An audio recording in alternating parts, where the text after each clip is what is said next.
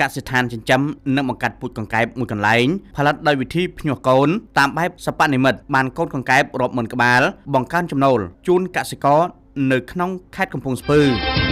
នៅក្នុងភូមិស្វាយពកសង្កាត់ព្រះស្រែក្រុងឧដុង្គមាជ័យខេត្តកំពង់ស្ពឺកសិដ្ឋានចិញ្ចឹមនិងបង្កាត់ពូជកង្កែបមួយកន្លែងដែលកំពុងទទួលបានការចាប់អារម្មណ៍ពីកសិករនិងអ្នកចិញ្ចឹមជាច្រើនដោយសារតែអាចផលិតកូនកង្កែបបានរាប់ម៉ឺនក្បាលតាមរយៈបច្ចេកទេសបង្កាត់ភ្ញាស់ពូជបែបសិប្បនិម្មិតប្រកបដោយប្រសិទ្ធភាពនិងផ្ដល់ចំណូលល្អដល់គ្រួសារ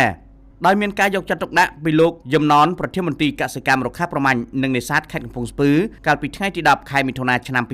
2026ក្រុមការងារជំនាញជលផលនៃមន្ត្រីកសិកម្មរុក្ខាប្រមាញ់និងនេសាទខេត្តកំពង់ស្ពឺបានចុះពិនិត្យនិងសិក្សាដំណើរការបង្កាត់ភ្ញាស់និងចិញ្ចឹមកង្កែបនៅកសិដ្ឋានឈ្មោះស៊ីវមិញដែលគ្រប់គ្រងដោយលោកអឹមសមឿនស្ថិតនៅភូមិស្វាយពកសង្កាត់ព្រះស្រែក្រុងឧដុង្គមាជ័យ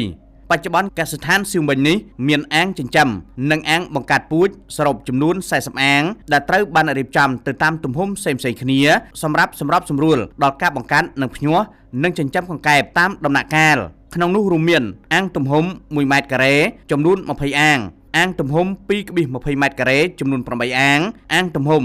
6,25 ម៉ែត្រការ៉េចំនួន8អាងនិងអាងធំទំហំ18ម៉ែត្រការ៉េ4អាងលោកអឹមសមឿនម្ចាស់កសិដ្ឋានបានឲ្យដឹងថាកសិដ្ឋានរបស់លោកមានពូជកង្កែបសរុបប្រមាណ100គូដែលត្រូវបានថែទាំយ៉ាងយកចិត្តទុកដាក់ដើម្បីធានាបាននូវគុណភាពពូជនិងអត្រារស់រានមានជីវិតខ្ពស់កូនកង្កែបដែលផលិតបានច្រើនត្រូវបានលក់ជូនកសិករនិងអ្នកចិញ្ចឹមនៅតាមបណ្ដាខេត្តនានាដើម្បីយកទៅចិញ្ចឹមបន្តជាលក្ខណៈពាណិជ្ជកម្មលោកបានចាប់ផ្ដើមមុខរបរនេះអស់រយៈពេលប្រមាណ5ឆ្នាំមកហើយនៅក្នុងដំណាក់កាលដំបូងការចិញ្ចឹមនិងការបង្កាត់ពូជកង្កែបមានទ្រង់ទ្រាយតូចនិងផលិតកម្មនៅមានកម្រិតទោះជាយ៉ាងណាតាមការសិក្សាបច្ចេកទេសការអនុវត្តជាបន្តបន្ទាប់និងការផ្សព្វផ្សាយកាន់តែទូលំទូលាយបានធ្វើឲ្យកសិដ្ឋានមានការរីកចម្រើនគួរឲ្យកត់សម្គាល់ជាក់ស្ដែងកាលពីអំឡុងឆ្នាំ2025កសិដ្ឋានស៊ីវមិញអាចផលិតនិងលក់កូនកង្កែបបានប្រមាណ150,000ក្បាលខណៈដែលកង្កែបសាច់បានសរុបប្រមាណ 1,5 តោនលទ្ធផលនេះបានជួយបង្កើនប្រាក់ចំណូលនិងលើកកម្ពស់ជីវភាពគ្រួសាររបស់កសិករឲ្យកាន់តែប្រសើរឡើង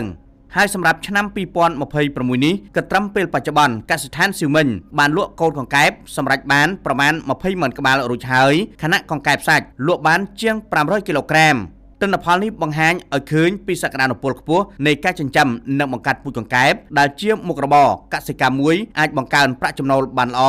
និងឆ្លើយតបទៅនឹងតម្រូវការទីផ្សារកំពុងកើនឡើង